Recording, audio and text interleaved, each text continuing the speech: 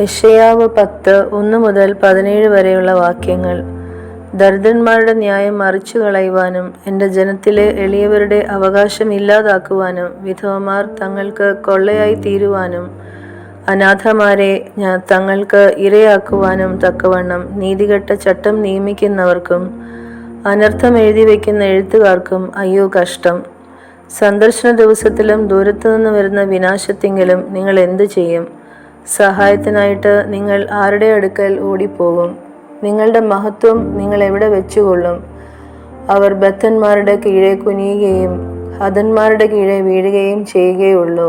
ഇതെല്ലാം കൊണ്ടും അവൻ്റെ കോപം അടങ്ങാതെ അവൻ്റെ കൈ ഇനിയും നീട്ടിയിരിക്കും. എൻ്റെ കോപത്തിൻ്റെ കോലായ അശ്ശൂരിന് അയ്യോ കഷ്ടം. അവരുടെ കയ്യിലെ വടി എൻ്റെ ക്രോധമാകുന്നു. ഞാൻ അവനെ അശുദ്ധമായൊരു ജാതിക്ക് നേരെ അയക്കും.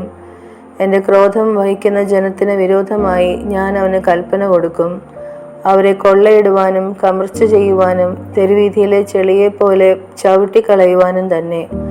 അവനോ അങ്ങനെയല്ല നിരൂപിക്കുന്നത്, തൻ്റെ ഹൃദയത്തിൽ അങ്ങനെയല്ല വിചാരിക്കുന്നത്. നശിപ്പിപ്പാനും അനേക ജാതികളെ ഛേദിച്ചു കളയുവാനും അത്രേ അവൻ്റെ താല്പര്യം.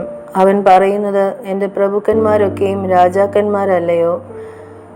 കൽനോ കർക്കമീശിനെ പോലെയല്ലയോ? ഹമാത്ത് അർപ്പാദിനെ പോലെയല്ലയോ?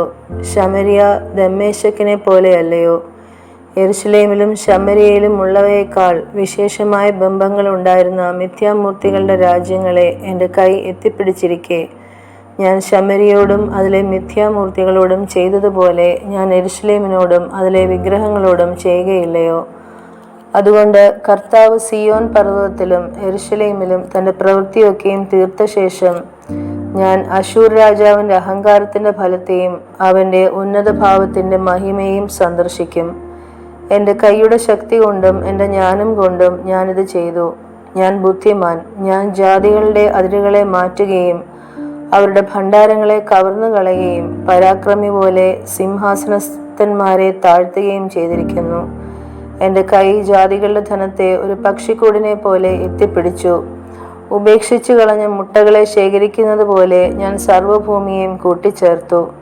ചിറക് അനക്കുകയോ ചുണ്ട് തുറക്കുകയോ ചിലയ്ക്കുകയോ ചെയ്യുവാൻ ഒന്നും ഉണ്ടായിരുന്നില്ല എന്ന് അവൻ പറയുന്നുവല്ലോ. വെട്ടുന്നവനോട് കോടാലി വമ്പ് പറയുമോ? വലിക്കുന്നവനോട് ഈർച്ചവാൾ വലിപ്പം കാട്ടുമോ?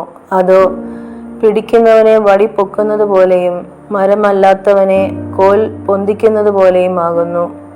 അതുകൊണ്ട് സൈന്യങ്ങളുടെ യഹോവയായ കർത്താവ് അവൻ്റെ പുഷ്ടന്മാരുടെ ഇടയിൽ ക്ഷയം അയക്കും. അവൻ്റെ മഹത്വത്തിന് കീഴെ തീ കത്തും പോലെ ഒന്ന് കത്തും.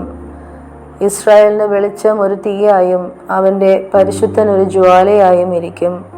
അത് കത്തി ഒരു ദിവസം കൊണ്ട് അവൻ്റെ മുള്ളും പറക്കാരെയും ദഹിപ്പിച്ചു കളയും.